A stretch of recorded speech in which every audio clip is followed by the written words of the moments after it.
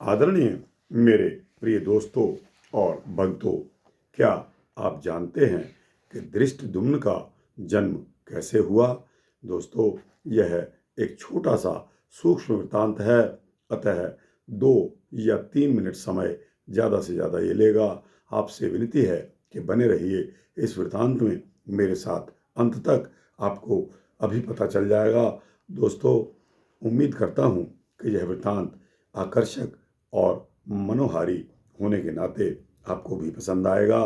तो दोस्तों, आइए शुरू करते हैं इस सूक्ष्म वृत्तांत को।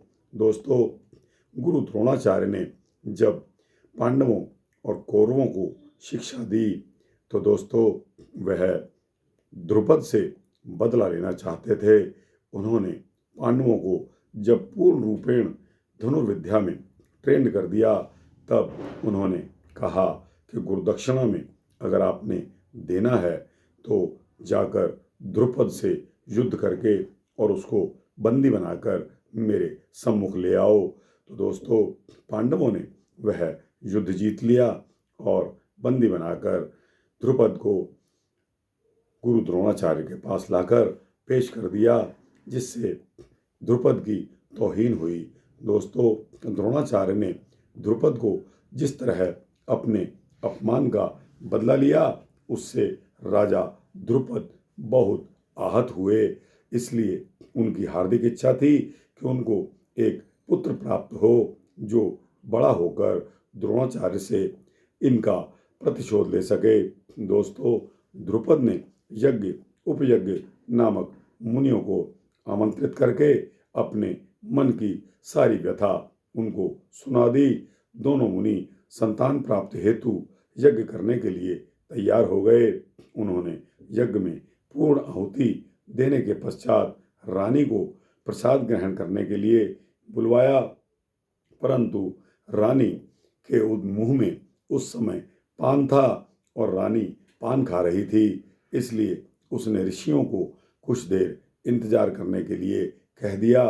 दोस्तों, इस बात को लेकर ऋषि क्रोधित हो गए और उन्होंने यज्ञ के प्रसाद को अग्नि में ही डाल दिया।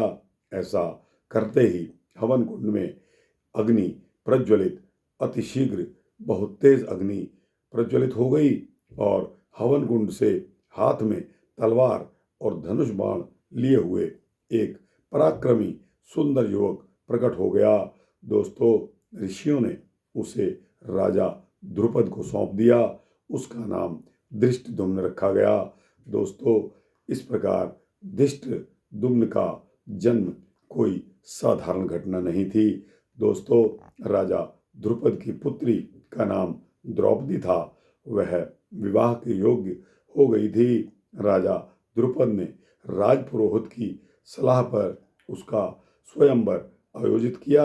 उसके स्वयंवर में न सिर्फ राजकुमारों बल्कि ब्राह्मणों व ऋषि मुनियों को भी आमंत्रित किया।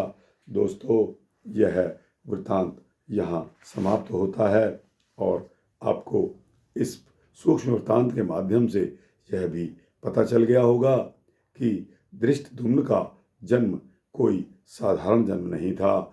दोस्तों, जिस तरह साधारण मानव जन्म लेता है, उस तरह धृष्टद्युम्न की उत्पत्ति यज्ञ से हुई। तो दोस्तों, यह सूक्ष्म वृत्तांत यहाँ समाप्त हुआ। आपको कैसा लगा? अच्छा लगा हो तो इसको लाइक और शेयर करते हुए अपने दोस्तों, भक्तों, मित्रों, जिज्ञासुओं को अवश्य भेजना।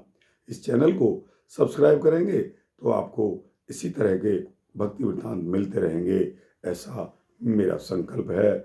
जय श्री राधे, जय श्री कृष्णा, जय श्री राधे कृष्णा।